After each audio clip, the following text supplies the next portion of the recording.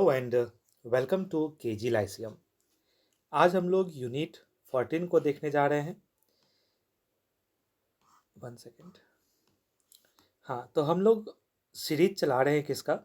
BHIC 101 का।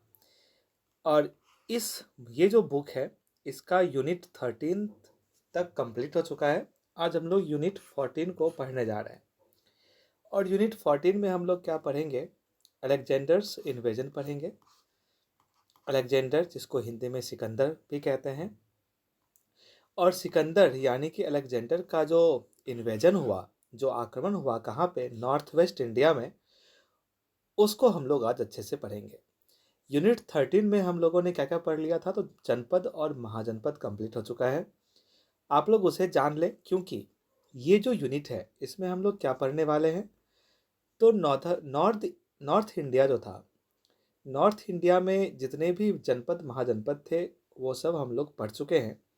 अब उसे थोड़े आगे बढ़ते हैं और नॉर्थ वेस्ट में जाकर के देखते हैं कि अलेक्जेंडर का इन्वेजन कैसे हुआ। तो इस सिनारियो को समझने के लिए आपको एक बार जनपद और महाजनपद पढ़ना पड़ेगा। ठीक है, चलिए देखते हैं आगे क्या है। तो इस चैप्टर में हम लोगों को पढ़ना है अलेक्जेंडर्स इन्वेजन, यानी कि सिकंदर का आक्रमण, और डिफरेंट सोर्स को पढ़ना है जो हमें अलेक्जेंडर के बारे में बताता है और उसके सिग्निफिकेंस के बारे में बताता है। वो सब हम आगे जानेंगे। अलेक्जेंडर का जो बैटल हुआ, यानी कि युद्ध जो हुआ है, अलग अलग प्रिंसिपैलिटीज़ यानी अलग अलग राजाओं और अलग अलग समूहों के बीच जो सिकंदर का युद्ध हुआ है, उसको भी हम लोग जानेंगे। एरियंस इंडिका जानेंगे। इम्पोर्टेंट इसलिए है क्योंकि सबसे अच्छा सोर्स माना जाता है सिकंदर के बारे में। अगर पढ़ना है तो एरियंस के इंडिका को पढ़ना होता है। और लास्टली हम लोग देखेंगे impact of Alexander's invasion on India, कि भारत पर अलेक्जेंडर का जो आक्रमण हुआ उस पे भारत का, उससे उस पे क्या असर पड़ा, मतलब भारत पे क्या असर पड़ा उस आक्रमण से। फिर लास्ट में जानेंगे चंद्रगुप्त मौर्य के बारे में, क्या क्या कदम इसने उठाए और इसके आगे के वंशज ने क्या क्या कदम उठाए। और मेगास्थनीज के बारे में भी हम लोग जानेंगे, जो कि चंद्रगुप्त मौर्य के दरबार में रहता था, जो कि एक ग्रीक एम्बेसडर था। तो ये ऑब्जेक्टिव होगा आज हम लोग क्या पढ़ने वाले हैं इसका। सबसे पहले सोर्सेज से शुरू करते हैं। सोर्सेज में अगर हम पढ़ना है तो आपको बायोग्राफी बाय प्लूटार्क पढ़ना होगा।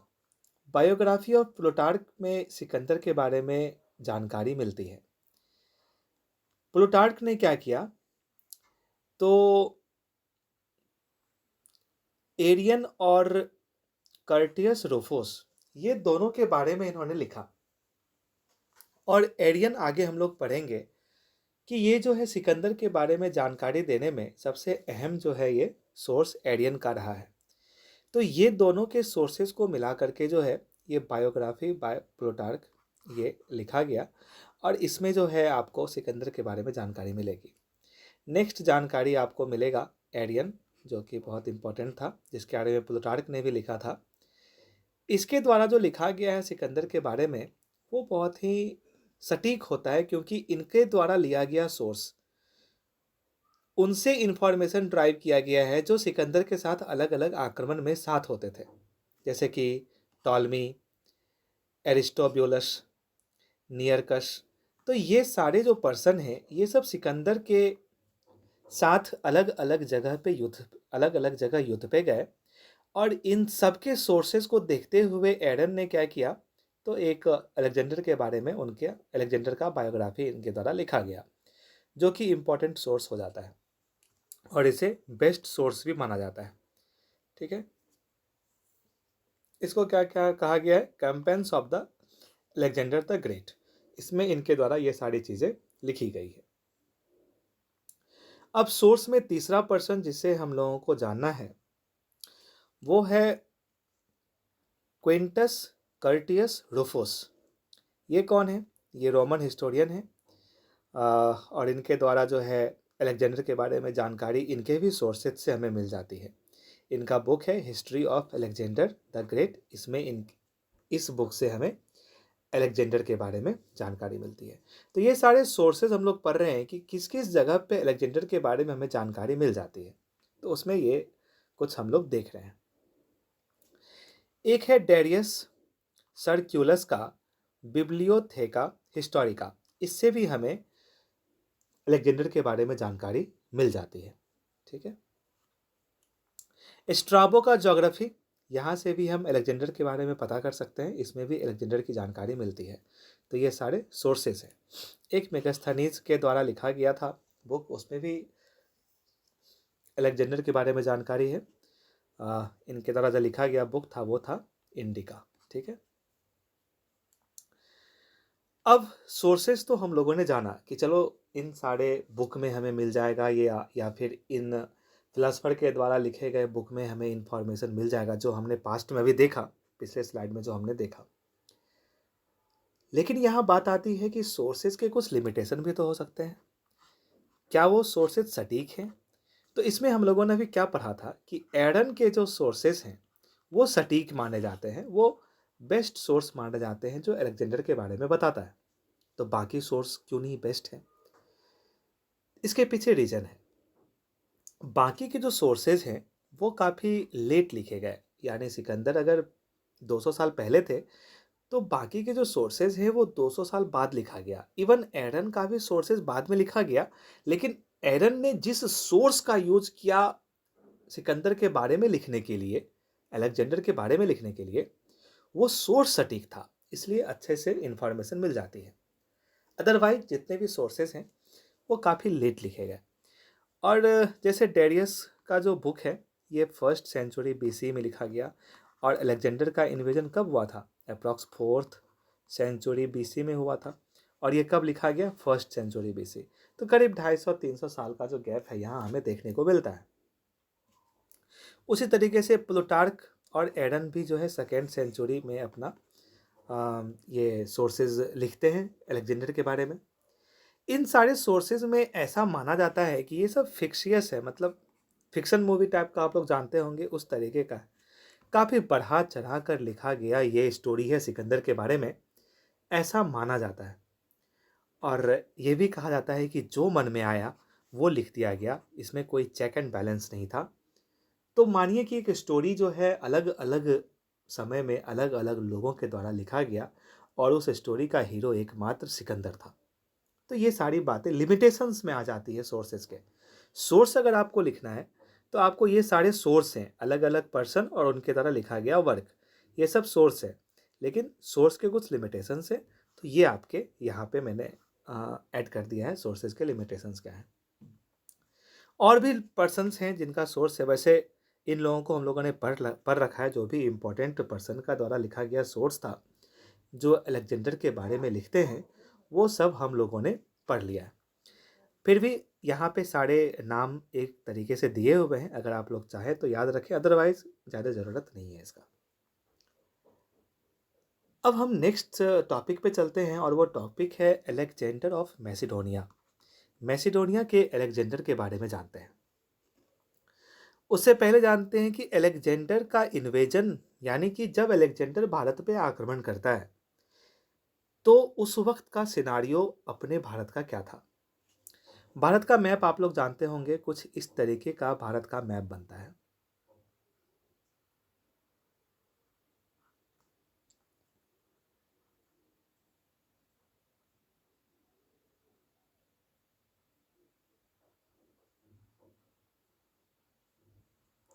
ये भारत का मैप है।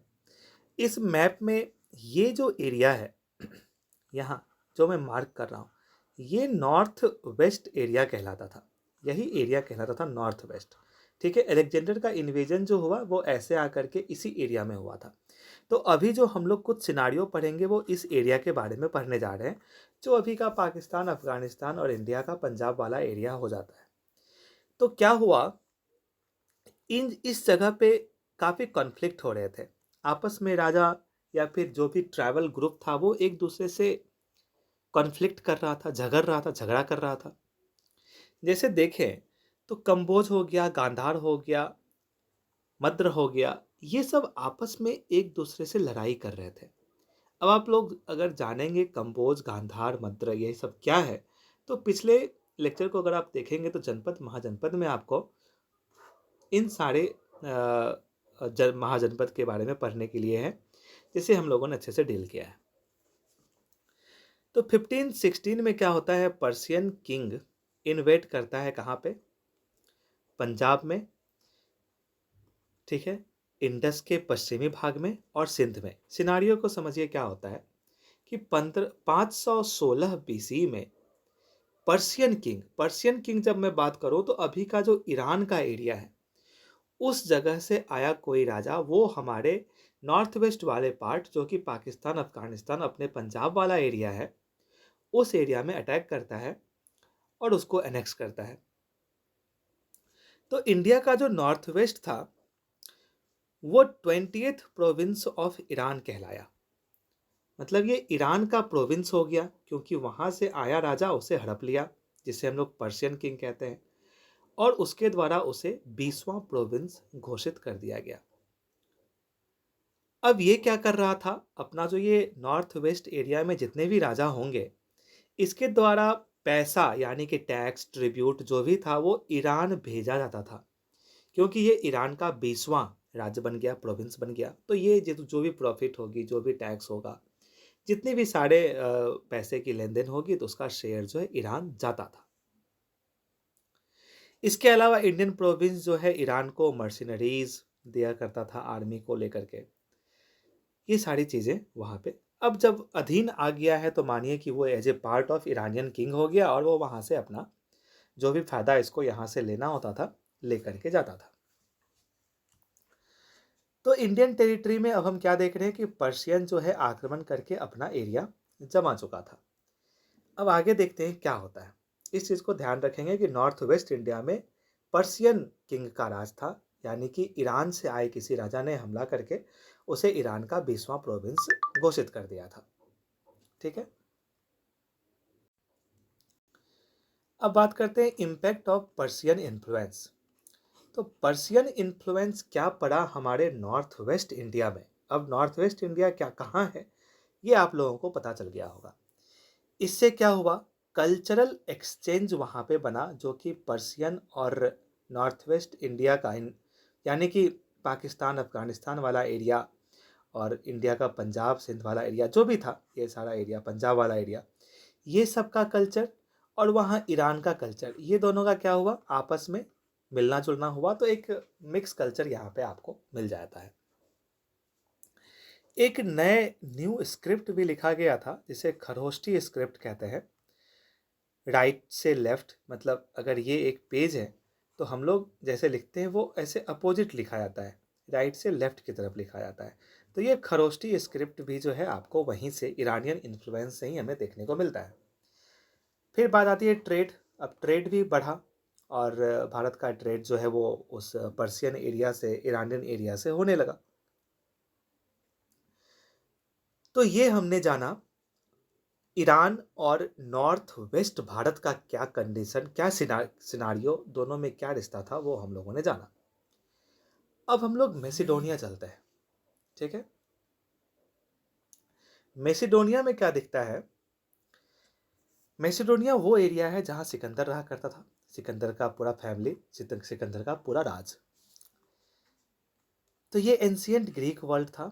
यहाँ पे एक माउंट ओलिम्पस है, कहाँ पे, ग्रीस में। ग्रीस कहाँ पे है, मैंने मैप डाला होगा शायद, हाँ ये देखिए, ये आपको बाल्कन नेशन है। जब आप वर्ल्ड मैप पढ़ेंगे या वर्ल्ड को जब देखेंगे तो यूरोप का जो ये एरिया है इसे बाल्कन एरिया कहते हैं, और इस जगह आपको ग्रीस पड़ जाता है। तो ये एरिया ग्रीस का है, ये एरिया टर्की का हो जाता है और ये ग्रीस का हो जाता है। तो ग्रीस में इस जगह कहीं पे क्या था, तो एक पर्वत है, एक पहाड़ है, माउंटेन है, जिसको माउंट ओलंपस कहते हैं। क्या था, तो माउंट ओलंपस के नॉर्थ में जो था और माउंट ओलंपस के साउथ में जो था, ये दोनों अलग ग्रुप जो है वो वहाँ पे रह रहे थे। तो नॉर्थ में जो था माउंट ओलंपस के नॉर्थ में जो ग्रुप ऑफ पर्सन रहते थे, पर्सन का ग्रुप ऑफ पीपल, यानी कि एक राज था, एक पूरा का पूरा एम्पायर था, उसे मैसिडोनियन कहते थे। और जो माउंट ओलंपस के साउथ में थे उसे हम लोग मैकेडोन कहते थे। तो मैसिडोनियन और मैकेडोन ये दो अलग अलग ग्रुप ऑफ पीपल थे। एक अलग अलग जो है दो राज था जहाँ पे लोग अलग अलग शासन कर रहे थे। ठीक है।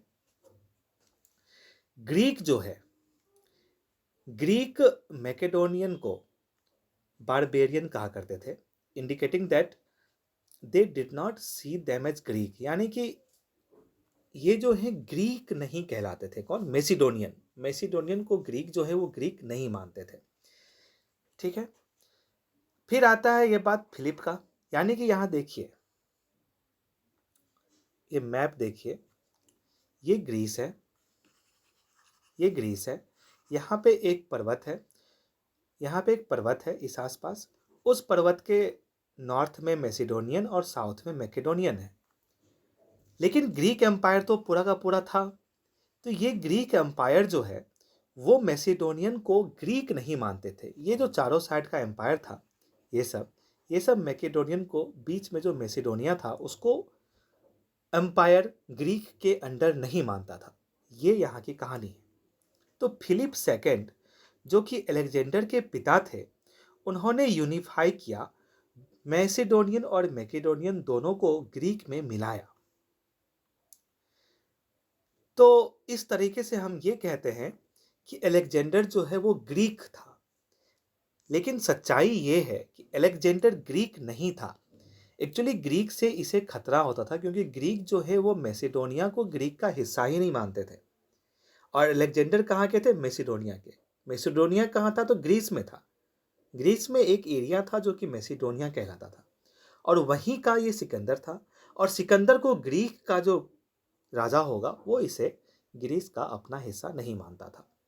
तो सिकंदर के जो पिता थे फिलिप, इनको फिलिप सेकंड भी कहा जाता है, इन्होंने तो यूनिफाई करने की कोशिश की, लेकिन जब उनकी डेथ हुई तो फिर सिकंदर जो है अपना काम करते हैं।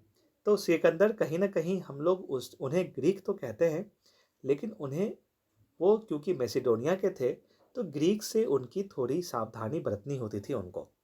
किसको? तो सिकंदर को। ठीक है। तो ये तो था क्या सिनारियो चल रहा था ग्रीस में। इससे पहले हम लोगों ने देखा क्या सिनारियो चल रहा था नॉर्थ वेस्ट इंडिया में, जहां पे ईरान का राजा आकर के अधिकार कर लिया था। अब हम बात करते हैं अलेक्जेंडर की, यानी कि सिकंदर की। 356 बीसी में इसका जन्म होता है। फिलिप सेकंड इनके पिता थे। फिलिप सेकंड जो है वो कंसोलिडेट किए अपना कंट्रोल ग्रीक पर। ये हम लोगों ने जाना कैसे नॉर्थ वाला एरिया मैसिडोनियन, और पर्वत का साउथ वाला एरिया मैकेडोनियन, ये सबको यूनिफाई किया सिकंदर के पिता फिलिप ने। ग्रीक में उसे मिलाया, सारे के सारे प्रोविंसेस को। तो फिलिप जो है, फिलिप का क्या था, सिकंदर का पिता जो फिलिप था वो पर्सिया पे अटैक करने का, इन्वेट करने का सोच रहा था। मतलब यहाँ आप सोच सकते हैं कि जो पर्सियन था और जो मैसिडोनियन या फिर ग्रीक के हैं जहाँ पे सिकंदर का शासन था, ये दोनों में आपस में नहीं बनती होगी। फिर तो सिकंदर के पिता ने ही सोचा था कि हम पर्सिया पे क्या करेंगे, हमला करेंगे। लेकिन फिलिप का हत्या हो जाता है 336 बीसी में। जब एक राजा की मृत्यु हो जाएगी तो वो राजकाज में क्या होगा, अस्थिरता फैलेगी, लोगों में राजा बनने का होड़ होगा, अराजकता फैलेगा। वही चीज उस वक्त हुआ होगा। ग्रीक के जो स्टेट थे जिसको यूनिफाई किया गया था सिकंदर के पिता फिलिप के द्वारा, उसने रिवॉल्ट कर दिया अपने आप को स्वतंत्र करने के लिए। लेकिन अलेक्जेंडर ने अपने पिता के सारे राजकाज को संभालने की कोशिश की, और उसने सारे के सारे इन्वेजन को जो है सप्रेस कर दिया, सारे के सारे रिवॉल्ट को, जो अंदरूनी रिवॉल्ट था उसे सप्रेस कर दिया। तो अलेक्जेंडर इस तरीके से अपने एरिया को बचाते हुए, यानी ग्रीक को बचाने के बाद पर्सिया पर क्या करता है, आक्रमण करता है। कब? 334 बीसी में। अपने जो भी बढ़िया आर्मी का ग्रुप होगा, जो तेज होगा, बुद्धिमान होगा, उसको लेकर के पर्सिया जाता है और पर्सिया पे हमला करता है और पर्सिया का राजा डेरियस उसे हरा देता है, जिसको डेरियस ऑफ पर्सिया कहते हैं, जो कि ईरानियन राजा था। उसको अलेक्जेंडर क्या करता है, हरा देता है।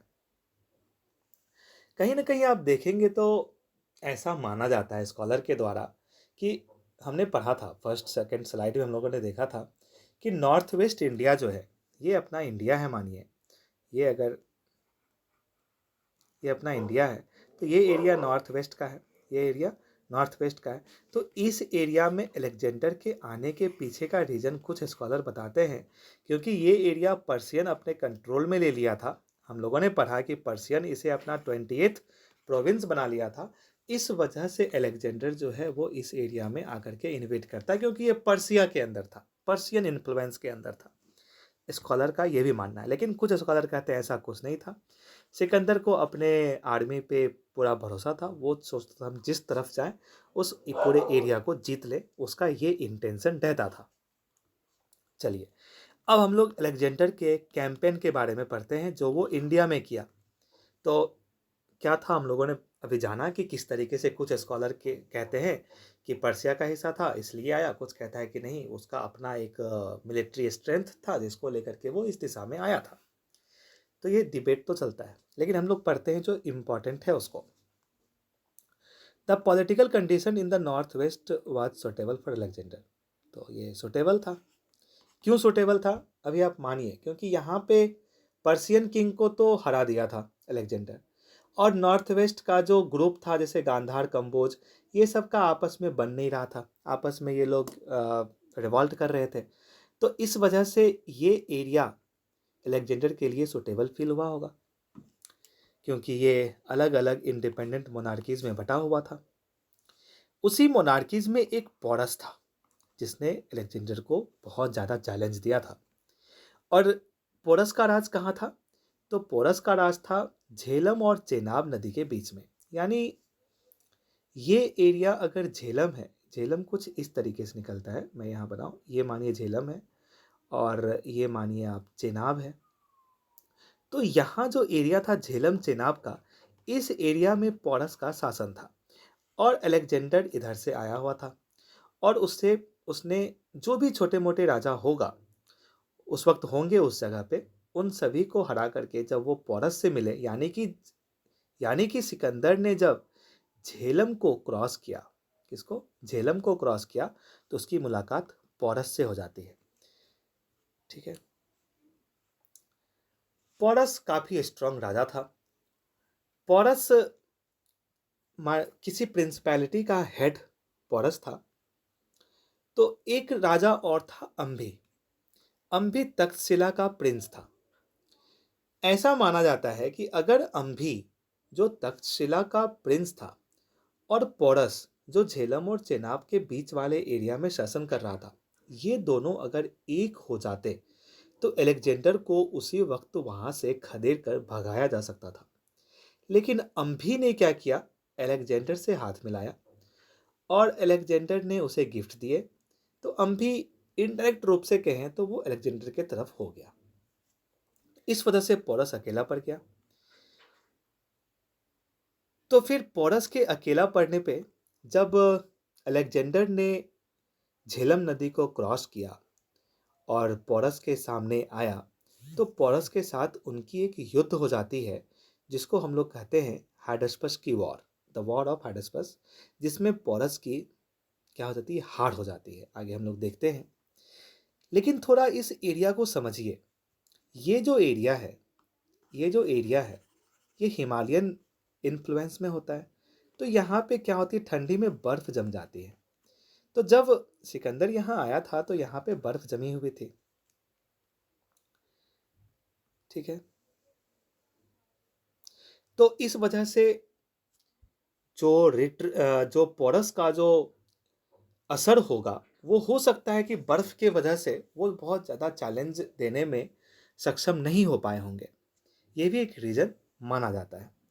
वैसे पोरस ने बहुत ही बहादुरी से लड़ा, जिसे वॉर ऑफ हाइडस्पस कहते हैं, जिसमें पोरस की तो हार हुई, लेकिन अलेक्जेंडर पोरस से बहुत ज़्यादा इम्प्रेस होता है और वो पोरस को अपना जो भी राजकाज जीता हुआ था वो बाद में पोरस को सौंप करके आगे बढ़ जाता है। आगे बढ़ने के बाद एक और चीज़ हुआ था। एलेक्जेंडर जब बैटल ऑफ हाइडस्पस में पोरस को हरा देता है, वहाँ वो 2 शहर बनाता है। एक का नाम था निकेया और दूसरा का नाम था बौकेफ्ला। बौकेफ्ला उसके घोड़ा का नाम था जो युद्ध में मारा गया था। तो उस घोड़ा के नाम पे ऐसा कहा जाता है कि वो अपने घोड़ा से बहुत ही ज़्यादा प्यार करता था। तो अपने घोड़ा के नाम पे एक शहर बनाया और दूसरे शहर का नाम निकैया रखा। ये जीत के खुशी में उसने 2 शहर बनाया। ये ध्यान में रखेंगे। तो अलेक्जेंडर ने इसी जीत की खुशी में कॉमेमोरेटिव कॉइन यानी कि किसी के याद में कोई सिक्का बनाना। अभी भी हमारे प्रधानमंत्री जी अ, अगर जैसे कभी अंबेडकर जी के नाम पे या कोई बड़े फेमस फेमस जो भी पर्सन थे उनके नाम पे कॉमेमोरेटिव कॉइन निकालते हैं। जैसे आज़ादी के 75वां साल हुआ तो उसमें भी कॉमेमोरेटिव कॉइन निकाला जाता है। ये कॉइन जो है सर्कुलेशन में तो नहीं होता, लेकिन एक याद के रूप में इस कॉइन को निकाला जाता है। उसी तरीके से अलेक्जेंडर ने भी कॉमेमोरेटिव कॉइन जो है वो निकाला था। कहाँ पे? बेबीलोन में। बेबीलोन कौन सा एरिया है आगे हम लोग पढ़ेंगे। तो हाइडेस्पस में पोरस को हरा देने के बाद अब वो आता है भारत की तरफ। वो भारत आता है तो झेलम क्रॉस करके पोरस को हराया और फिर चेनाब और रावी को क्रॉस करके आगे बढ़ा और पंजाब पहुंचा। पंजाब में वो एक बैटल फाउट करता है किसके साथ? कठ के साथ। और कठ को ये वहाँ पे हरा देता है और उसका जो फोर्ट्रेस था, कठ का फोर्ट्रेस, उसे इसे उसने अपने में मिला लिया या उस पर कब्जा कर लिया। और उस फोर्ट्रेस का क्या नाम था, यानी कि उस किले का क्या नाम था? उस किला का नाम था शागला। तो शागला पे कंट्रोल कर लेता है। शागला क्या था? तो पंजाब का एक राजा था कठ का, उसका जो है ये किला था और उस पे अलेक्जेंडर ने शासन किया। मतलब हाँ, उसको अपने अधीन ले लिया। तो यहाँ पे जब जीत हुई तो इसी जगह कुछ भारत के ही राजा जो थे वो अलेक्जेंडर को नंद के बारे में बताते हैं कि नंद नाम का एक राजा है, महापद्मानंद के नाम से ये जाना जाता था, जो कि गंगा के किनारे शासन करता है पाटलिपुत्रा में। उसको हराने की बात जो है वो राजा ने कहा कि इसे आप हराइए। बहुत ही प्रतापी, मतलब ये माइट बुद्धिमान राजा है ये, और बहुत ही स्ट्रांग आर्मी वाला राजा था किसका? नंद का। आगे जब हम लोग पढ़ेंगे तो नंद चाहे नंद के बारे में डिटेल से पढ़ेंगे कि कहा जाता है कि इसके पूरे राजकाज में कई कई लाख में जो है हाथियां ही थी। तो ये सारी बातें आगे हम लोग पढ़ेंगे। तो इस नंद के बारे में अलेक्जेंडर को कहा गया। तो अलेक्जेंडर ने सोचा कि यहाँ आके युद्ध करते हैं, लेकिन अब तक यहाँ तक आने के बाद, पोरस से लड़ाई के बाद और आगे इंडिया में आने का, पंजाब में लड़ाई के बाद क्या होता है, तो अलेक्जेंडर का जो है वो सोल्जर जो है वो आगे बढ़ने से मना कर देता है। तो चेनाब नदी तक पार करके तो आ पाया, उससे आगे वो नहीं जा पाया। यानी जो सतलज नदी होगा वो उसे पार नहीं किया होगा। ठीक है। तो इस तरीके से अलेक्जेंडर ने फिर सोचा कि ठीक है, हम लोग वापस लौट चलते हैं क्योंकि हमारी सेना अब आगे जाना नहीं चाहती है। ठीक है। तो ये इसने क्या किया, तो ब्यास के पास से ही रिटर्न ले लिया और रिट्रीट कर लिया। ठीक है।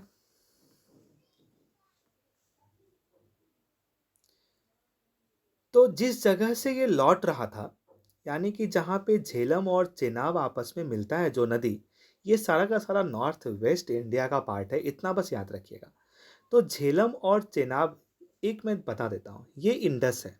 देख लीजिए, ये इंडस है, ये झेलम है, ये चेनाब है, ये रावी है, ये ब्यास है, ये सतलज है।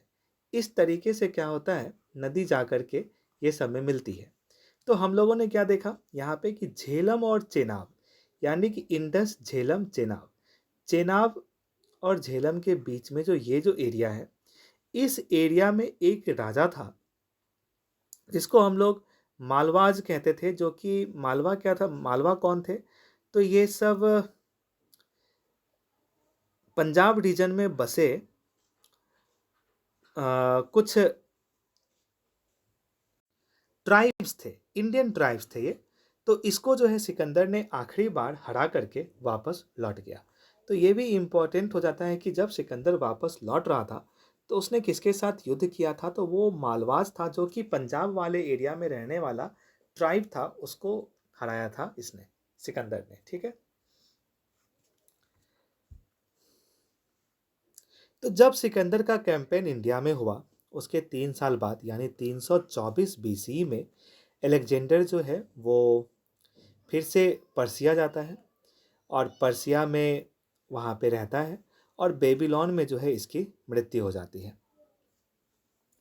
तो एक इम्पॉर्टेंट पॉइंट यहाँ ये है कि जब सिकंदर की मृत्यु हो रही थी तो उससे पूछा गया कि अब आप अपने उत्तराधिकारी किसे बनाएंगे। तो उसने कहा टू द स्ट्रॉन्गेस्ट, यानी जो सबसे ज़्यादा मजबूत होगा वही मेरा उत्तराधिकारी बनेगा। तो अब आप देखिए बेबीलोन कहाँ है मैप में। ये जो एरिया आप देख रहे हैं ये ईरान का एरिया है। ये ईरान हो गया, ठीक है, ये इराक हो गया। तो यहाँ का जो एरिया है, ये वाला एरिया, ये एरिया बेबीलोन का कहलाता था। इसी एरिया को हम लोग क्या कहते हैं, इसी एरिया को हम लोग कहते हैं पर्सिया। यहाँ भी यही एरिया देख रहे हैं, ये बेबीलोन वाला एरिया, यहाँ बेबीलोनिया है, ये बेबीलोन है, इस जगह बेबीलोन है। तो ये बेबीलोन वाला एरिया यहाँ हो जाएगा, जहाँ पे मैं अच्छे से इरेज करके दिखा दूँ पर्टिकुलर बेबीलोन। तो ये जो एरिया है ये बेबीलोन है और यहीं पे सिकंदर की मृत्यु हुई थी। ये एरिया कहाँ है, तो ये आपको ईरान इराक वाला जो एरिया हो जाएगा, सीरिया वाला वो एरिया है। यहाँ भी आप देख सकते हैं ईरान इराक सीरिया वाला एरिया जो है ये। और यहाँ पे ग्रीस था, जो कि होम टाउन किसका था, सिकंदर का। तो ये मैप पे कुछ है जो आप लोग ध्यान रखेंगे। यहाँ पे क्या है, ये टर्की वाला एरिया है, ये ग्रीस वाला एरिया है, ये ईरान वाला एरिया, यहाँ पर्सिया देख सकते हैं, यही ईरान था। ठीक है। तो ग्रीस का, यानी कि इस जगह जो ग्रीस है उसका ईरान के साथ दुश्मनी चल रही थी और ईरान जो है वो यहाँ से निकल के भारत में इस एरिया पे अपना कब्जा किया हुआ था। तो ये आपको मैप पे मैंने बताया कुछ समझने के लिए। तो इतना क्लियर होता है। अब हम लोग चलते हैं एरियंस इंडिका। तो हम लोगों ने अलेक्जेंडर का इन्वेजन पढ़ लिया, ख़त्म किया उसे। अब हम लोग एरियंस के इंडिके को पढ़ते हैं कि इसमें क्या था। इसको इंडाइक भी कहते हैं, तो जो भी उच्चारण है आप लोग ध्यान में रखेंगे। एरियन, निकोमीडिया में इसका जन्म हुआ 85 से 90 सीई के बीच में। Best non for Asiatic expedition of Alexander, यानी एरियंस का जो सोर्स है वो इतना सटीक है कि इसे एशियाटिक एक्सपेडिशन ऑफ अलेक्जेंडर कहा जाता है। यानी अगर आप अलेक्जेंडर को खंगालेंगे तो आपको एरियंस को पढ़ना ही पड़ेगा, वहीं से आपको अलेक्जेंडर के बारे में विस्तार से मिलेगा। एरियन कौन थे, तो ये कमांडर, एक बहुत बड़े सेना के सेनापति थे, कमांडर थे, जो सेना को लीड करता है वो। और जितने भी स्कॉलर्स हैं वो इसके अकाउंट पे डिपेंड होते हैं, क्योंकि बायोग्राफी जो अलेक्जेंडर पे इसके द्वारा लिखा गया वो सटीक सोर्स है। क्यों सटीक है वो भी हमने आपसे बताया, आप लोगों को बताया था कि टॉलमी और एरिस्टोब्यूलस नाम के जो भी पर्सन थे ये सिकंदर के साथ कई कैंपेन पे, कई वॉर पे गए हुए थे। तो इनका जो सोर्स था टॉलमी और एरिस्टोब्यूलस का, उसको इंटरप्रेट करके जो है ये लिखा गया है, एरन के द्वारा लिखा गया है सिकंदर का बायोग्राफी। 3 भाग में ये इंडिका जो है, इंडिके, ये बटा हुआ है। पहला जो पार्ट है इस बुक का वो आपको जनरल डिस्क्रिप्शन बताता है भारत के बारे में। किसका, इंडिके, जिसको इंडाइक भी बोलते हैं, जो कि एडम्स के द्वारा लिखा गया था, उसके बारे में हम लोग पढ़ रहे हैं, जिसमें सिकंदर के बारे में सटीक जानकारी मिलती है। वो 3 भाग में बटा हुआ था। पहला भाग भारत के बारे में जनरल डिस्क्रिप्शन देता है।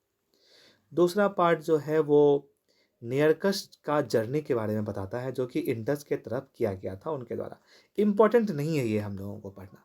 और थर्ड पार्ट जो है वो आपको southern part of the world, यानी कि अंटार्कटिका सब के बारे में बताया गया है। तो ये 2 को छोड़ते हैं और हम लोग फोकस करते हैं फर्स्ट पार्ट पे, कि फर्स्ट पार्ट पर क्या था। तो फर्स्ट पार्ट ऑफ इंडाइक जो है, इंडिके जिसको कहते हैं, इसको ट्रांसलेट किया गया है जे डब्ल्यू क्रेंडल के द्वारा। और फर्स्ट पार्ट में हमें हिस्ट्री, ज्योग्राफी और आर्कियोलॉजी जैसे सोर्सेज के बारे में जानकारी मिल जाती है। अगर इसे पढ़ेंगे तो उस वक्त का, सिकंदर के समय का हिस्ट्री, ज्योग्राफी, आर्कियोलॉजी हर एक चीज़ मिल जाता है। तो इंडिया के बारे में प्रॉपर जानकारी आपको यहीं से मिलेगी, जो कि एरन्स के द्वारा लिखा गया इंडिका है। देखिए, कंफ्यूज मत करिए। मेगास्थनीज ने इंडिका लिखा, इंडिका, और ये इंडाइक जो है, जिसको इंडिके भी बोलते हैं, ये एरन्स के द्वारा लिखा गया था। और ये अलेक्जेंडर के बारे में हमें सटीक जानकारी देती है। इस चीज़ को आप ध्यान में रखेंगे, ठीक है। तो इसी के फर्स्ट पार्ट को जब हम पढ़ते हैं, एरन्स के इंडाइक को या इंडिके को, तो उसमें हम लोग भारत के बारे में अच्छे से जानते हैं। और भारत का जो भी बॉर्डर था, कितनी लंबाई चौड़ाई है, कितने ज़्यादा स्क्वायर किलोमीटर में इसका बॉर्डर है, एक सटीक बात जो एरन्स में लिखा गया है।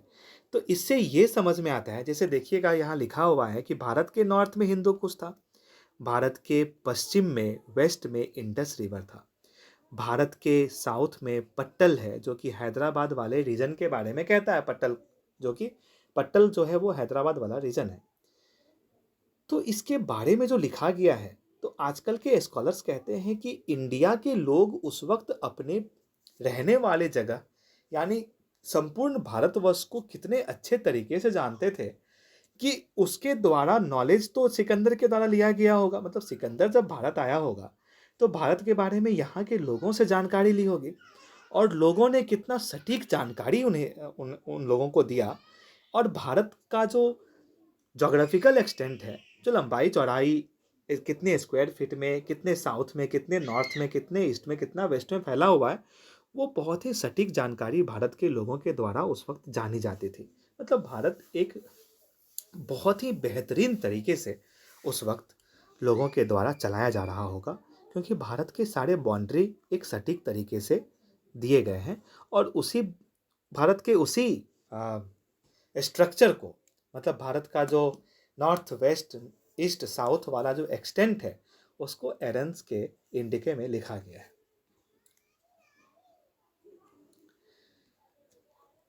एरन्स जो है वो रिवर्स के बारे में डिटेल से लिखते हैं। भारत में नोमैडिज्म था, इसके बारे में भी वो बात करते हैं।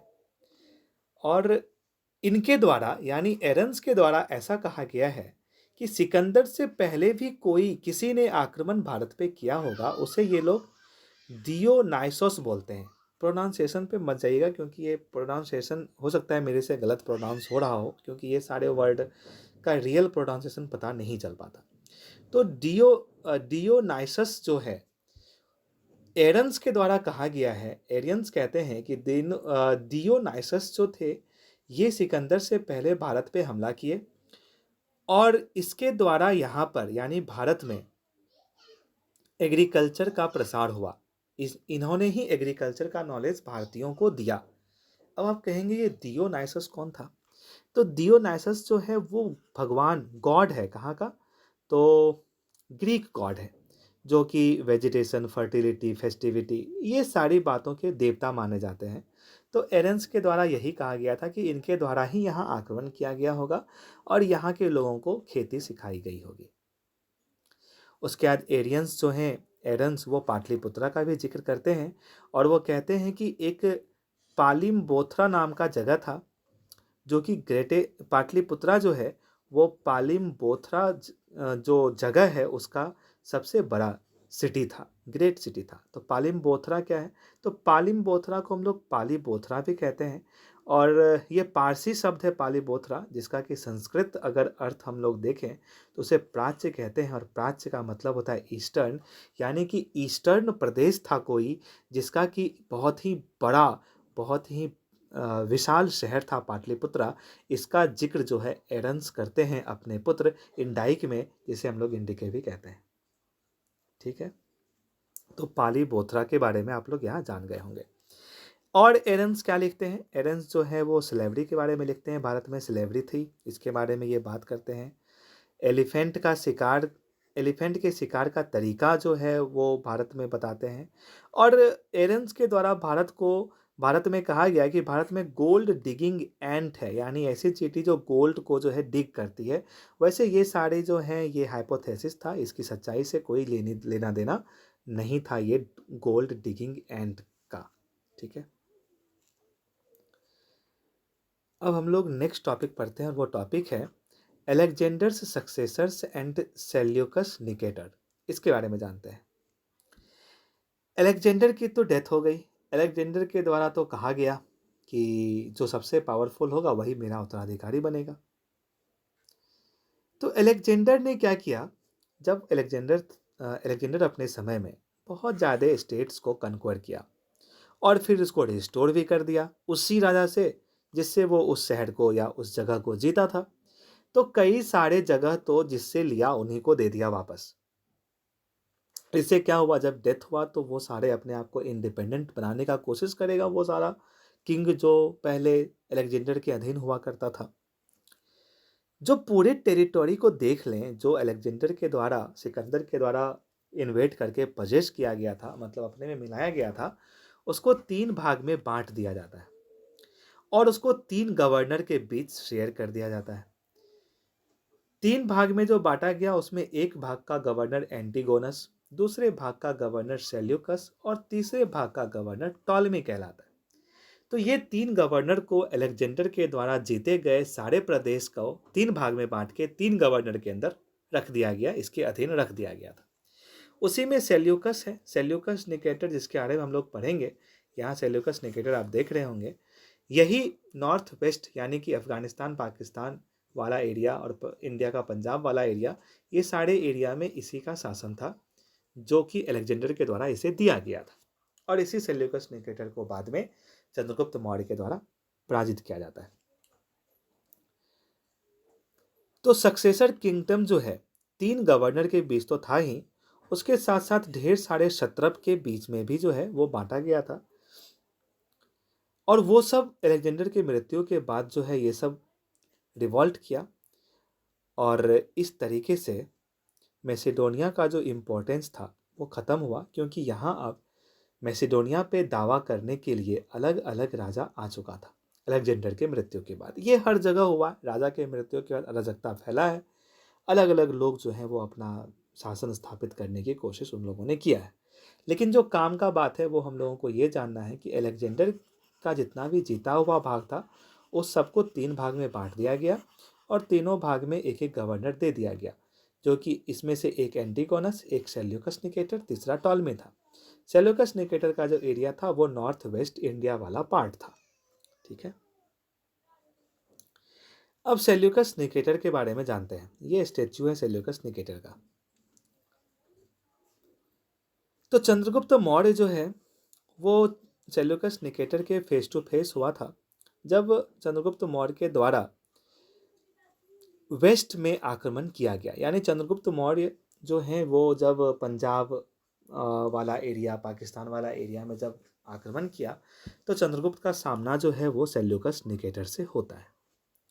और बहुत ही फेमस एक ट्रीटी है, ट्रीटी ऑफ 303 BC, यानी कि 303 BC का संधि के नाम से ये ट्रीटी जाना जाता है, जो कि साइन हुआ था चंद्रगुप्त मौर्य और सेल्यूकस निकेटर के बीच।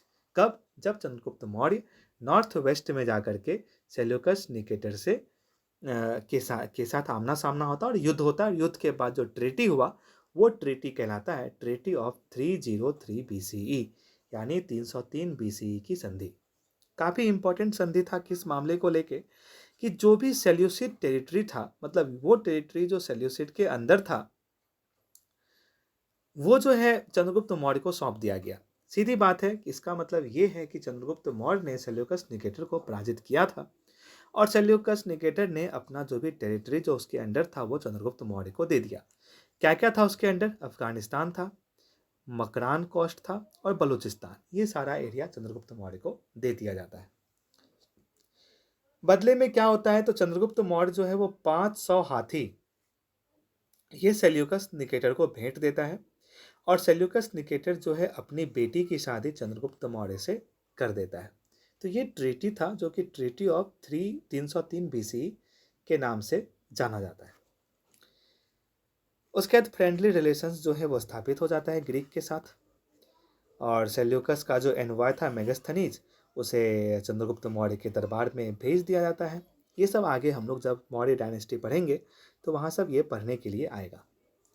अब हम बात करते हैं कि अलेक्जेंडर के इन्वेजन का असर, क्या इम्पैक्ट पड़ा भारतीयों पर, वो हम लोग जानने की कोशिश करते हैं। तो इसमें हम लोग देखते हैं कि अलेक्जेंडर के इन्वेजन से क्या होता है कि नॉर्थ वेस्ट इंडिया जहां अलेक्जेंडर ने इन्वेजन किया था, वो अब दुनिया से डायरेक्ट कांटेक्ट में आ गया। यानी कि वहाँ के लोगों को अब बाहरी दुनिया का संपर्क होना शुरू हो चुका था, क्योंकि सिकंदर जब आया तो एक रास्ते से आया, और उस रास्ते से आने से जो है लोगों को वो रास्ता पता चला, और जो कि बाकी दुनिया से जोड़ती है वो रास्ता की खोज हुई, तो कनेक्टिविटी बढ़ गया। लैंड कनेक्टिविटी बन गया, सी कनेक्टिविटी बन गया। लैंड से और सी से जो जिस मार्ग से अलेक्जेंडर भारत आया होगा, वो सारे एरिया से जो है कनेक्टिविटी भारत की पूरी दुनिया से बन जाती है। ग्रीक सेटलमेंट स्थापित होता है, जैसे कि अलेक्जेंड्रिया काबुल में एक शहर बना। उसके बाद अपने घोड़ा के नाम पे जो है उसने एक शहर बनाया था, बौखेफला। और एक अलेक्जेंड्रिया नाम का शहर जो है सिंध में भी उसके द्वारा बनाया गया था। तो कुछ कुछ शहर की भी जो है वो नींव रखता है भारत में। Alexander also initiated geographical exploration of the harbour, यानी कि ये जोग्राफिकल एक्सप्लोरेशन भी किया। अलग अलग जो समुद्री बंदरगाह होते हैं उसके बारे में इसके द्वारा जो है जानकारी इकट्ठा की गई और उसका यूज किया गया। जैसे मकरान कोस्ट सब एक समय था जब इसका यूज किया जाता था, जो कि सेल्यूसिड के अंदर आ चुका था, सेल्यूकस निकेटर के अंदर आ चुका था। ग्रीक, उसके साथ साथ जो ग्रीक अकाउंट है, उस ग्रीक अकाउंट में हम लोग देखते हैं कि सती के बारे में मेंशन किया गया है। लड़कियों का, जो गरीब माता पिता होते थे वो अपनी बेटियों को मंडी में बेच दिया करते थे, उसके बारे में भी जिक्र हमें यहाँ मिलता है। जिस तरीके से गाय भैंस को बेचा जाता था, उस तरीके से अपने बच्चों को भी बेच दिया करते थे, खास करके गर्ल्स जो होती थी उसे बेचा जाता था। ये बात हमें ग्रीक अकाउंट से जानने को मिलता है। 2 लाख बैल जो है वो इंडिया के द्वारा मैसिडोनिया भेजा गया था। ठीक है, ये भी समझ में आ गया। ये सब इम्पैक्ट है जो कि अलेक्जेंडर जब भारत पे आक्रमण किया था, तो क्या इम्पैक्ट पड़ा वो हम लोग जानते हैं। Greek also found that Indians excelled at the art of carpentry. तो ग्रीक सोर्स में ये भी कहा गया है कि भारतीयों को जो है कारपेंट्री में काफ़ी एक्सेलेंट प्राप्त है, और वो शिप अच्छा बना लेता है, बोट अच्छा बना लेता है, रथ अच्छा बना लेता है। ये सारी बातें हमें कहाँ से मिलती है, तो यही ये ग्रीक अकाउंट से मिलती है। ग्रीक अकाउंट यानी कि अलेक्जेंडर के द्वारा, अलेक्जेंडर का जो है, जिस जगह से अलेक्जेंडर था वो जगह ग्रीक था, मैं आप लोगों को समझाने के लिए कह रहा हूँ। और वहाँ से आए लोगों ने जो, क्योंकि सिकंदर भारत आया तो उसके साथ ढेर सारे फिलोसफर आए, तो वो भारत आकर के भारत के बारे में लिखा। जैसे मेगास्थनीज के इंडिका में भी भारत के बारे में बहुत ज़्यादा जिक्र किया गया है। तो ये सारी चीज़ें जो है भारत के बारे में हमें बताता है। तो इसीलिए हम लोग कहेंगे कि जब सिकंदर भारत आक्रमण किया तो उसके बाद जो ग्रीक अकाउंट्स हम लोग पढ़ते हैं उसमें भारत के बारे में ये सारी जानकारी दी जाती है जो हम लोगों ने यहाँ पर पढ़ा है। उसके बाद कुछ इंपॉर्टेंट अगर आप एग्जाम में मेंशन करें तो आर.के. मुखर्जी का कहना है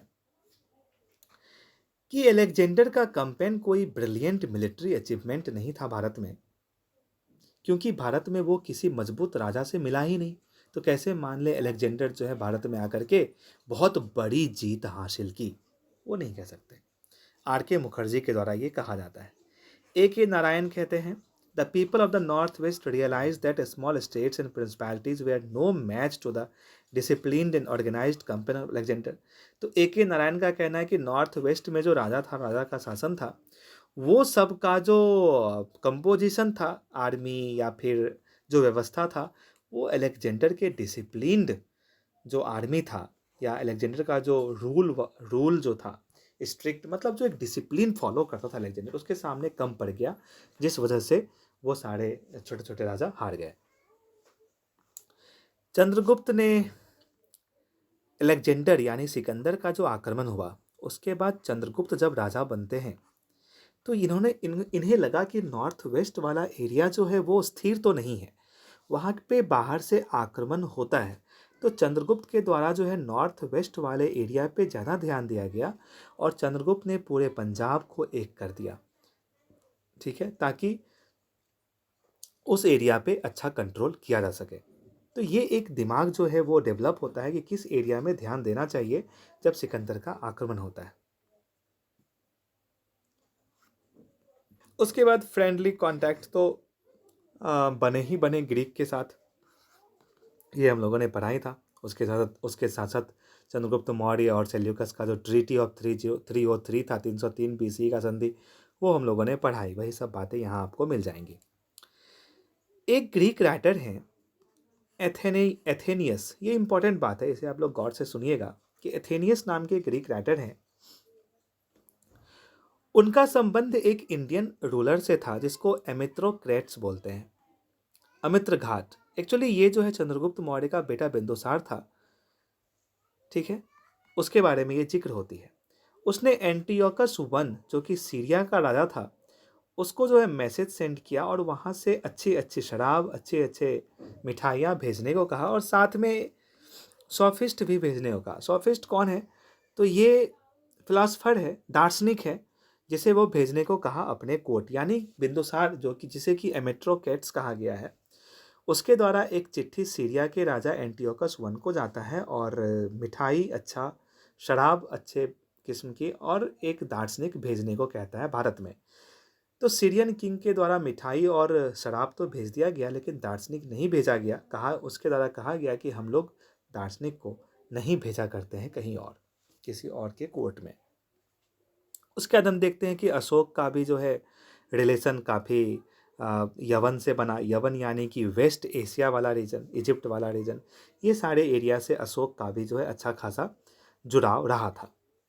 अशोक का जो 13वां रॉक एडिक्ट था, 13th रॉक एडिक्ट, ये सब हम आगे पढ़ेंगे, जो कि कांधार में लिखा गया है। अ, उसमें जो है ये ग्रीक ट्रेडिशन का जिक्र हमें वहाँ पे मिल जाता है।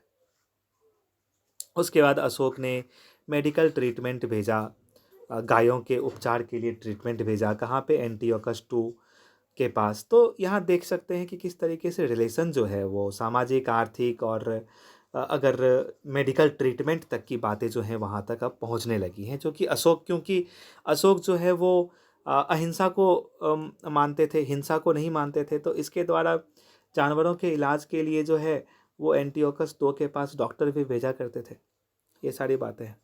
कौटिल्य और मेगास्थनीज के बारे में हम लोग पढ़ते हैं कि इसके द्वारा हमें ढेर सारे जो इन्फॉर्मेशन है वो हम लोगों को मिल जाता है। तक्षशिला, सारनाथ, बसड़, पटना, ये सारी जगह से टेराकोटा यानी मिट्टी के ढेर सारे स्टेच्यू मिलते हैं, जो हमें ये बताते हैं कि हमारा जो रिलेशन है वो ग्रीक के साथ कितना अच्छा था, ठीक है।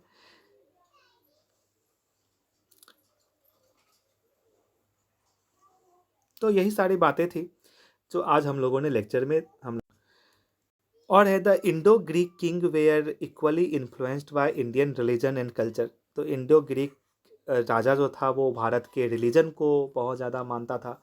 ऐसा कहा जाता है कि मिनांदर जो था, जो कि नॉर्थ वेस्ट इंडिया में शासन कर रहा था, उसके द्वारा सिक्के पर, उसके जो कॉइन्स थे उस पर भारत के जो देवी देवता हैं उसके फोटो भी वो वहाँ पर लगाया था उस सिक्का पर। तो एक रिलीजियस जो है कल्चर, वो भी उसका भी आदान प्रदान होता है। हेलियोडोरस, जो कि डियोन का पुत्र था, was the envoy from the court of Antialcidas an Indo Greek king to the court of Indian king Bhagabhadra. तो हेलियोडोरस नाम का एक व्यक्ति जो है भारत का एक राजा भागभद्र के कोर्ट में रहते थे। तो ये सारे इंपॉर्टेंट पॉइंट है जिसे आप एग्जाम में मेंशन कर सकते हैं। ये सारी चीज़ें यहाँ आपको मिल जाएगा। क्वाइन ऑफ मिनांदर, ये हमने पढ़ा, जिसपे कि व्हील का जो है चित्र बनी हुई है। इसका इसका मतलब ये हुआ कि जो गौतम बुद्ध का धर्म चक्र था जिसे अशोक मानते थे, तो उसके द्वारा जो धर्म चक्र का प्रचार किया गया, तो मिनांदर के द्वारा अपने सिक्के पर भी उस धर्म चक्र को जो है स्थापित किया गया। तो ये आज हम लोगों ने ये लेक्चर ख़त्म किया, जिसमें हम लोगों ने अलेक्जेंडर के इन्वेजन के बारे में जाना और उसका क्या इम्पैक्ट भारत पे पड़ा, वो सब हम लोगों ने जाना। आगे हम लोग अब नेक्स्ट लेक्चर में मिलते हैं और उसमें हम लोग नेक्स्ट जो है यूनिट 15 को अच्छे से डिस्कस करेंगे। धन्यवाद।